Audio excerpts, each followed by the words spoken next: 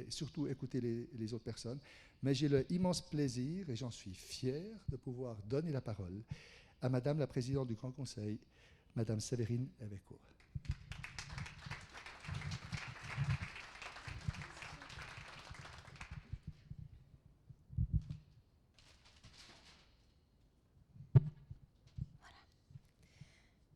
Monsieur le directeur d'Aquatis, cher Michel, mesdames, messieurs, chers invités, cher public, je suis heureuse d'être présente pour cette conférence sur la conservation, un thème qui m'est très cher puisqu'il réunit à la fois mon engagement politique, mais aussi ma formation et ma vie professionnelle.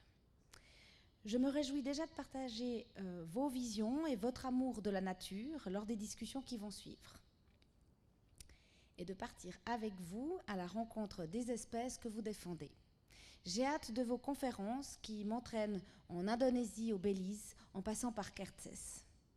Et tout ça sans prendre l'avion.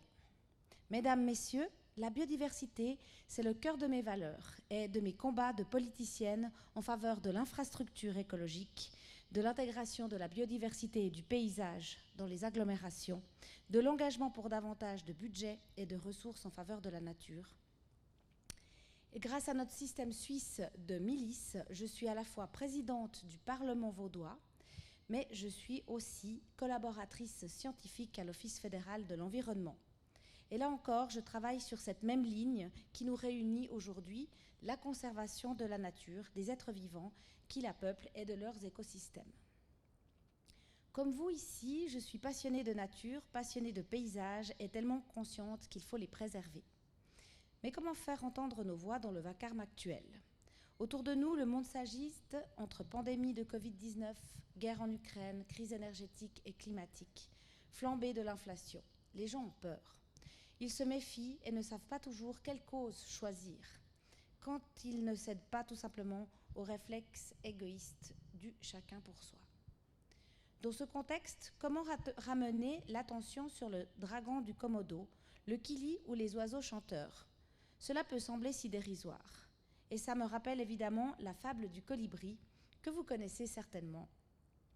Je vous la rappelle quand même, car je trouve qu'elle vaut la peine d'être répétée. C'est la légende amérindienne qui raconte qu'un jour, il y a eu un immense feu de forêt, et tous les animaux terrifiés observaient le désastre, impuissants face à l'incendie. Seul le tout petit colibri s'activait, allant chercher quelques gouttes avec son bec pour les jeter sur le feu. Après un moment, le tatou, agacé par cette agitation dérisoire, lui dit « Mais colibri, tu n'es pas fou? Ce n'est pas avec ces gouttes d'eau que tu vas éteindre le feu. » Et le colibri lui répondit « Je sais, mais je fais ma part. » Chers invités, vous l'aurez compris, cette fable symbolise l'importance de chaque geste, de chaque engagement, même pour une cause qui nous dépasse ou, au contraire, qui peut paraître désuète face au tumulte ambiant. Si nous toutes et tous, comme le colibri, faisons notre part, en donnant le maximum que nous pouvons à notre niveau et dans le domaine qui nous passionne, alors j'en suis persuadée, nous pouvons faire changer les choses. Nous pouvons faire en sorte que nos petits-enfants puissent encore voir les dragons et chanter avec les oiseaux, ou avoir l'impression de nager avec les poissons, comme c'est le cas ici à Aquatis. Évidemment, je ne vous cache pas mon attachement à la liberté et à la nature dans son milieu naturel. Nous sommes ici dans un autre contexte, celui de la transmission, et je sais aussi apprécier son importance.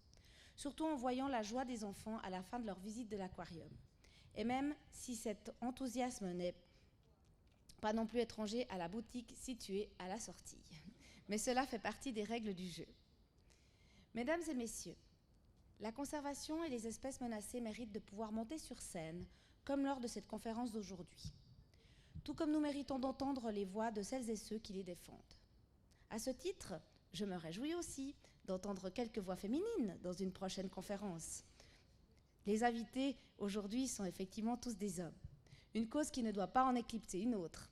C'est en unissant nos forces et nos valeurs que nous pouvons multiplier notre impact. Il en va de notre avenir et celui de notre planète. Et comme le colibri, il faut absolument continuer à apporter notre goutte d'eau à la grande source de la nature, que ce soit depuis une île à l'autre bout du monde ou depuis le perchoir d'un parlement cantonal. Il y a encore tant à faire et toujours plus à défendre. Merci pour votre engagement, merci pour l'organisation de cette conférence et merci pour votre attention.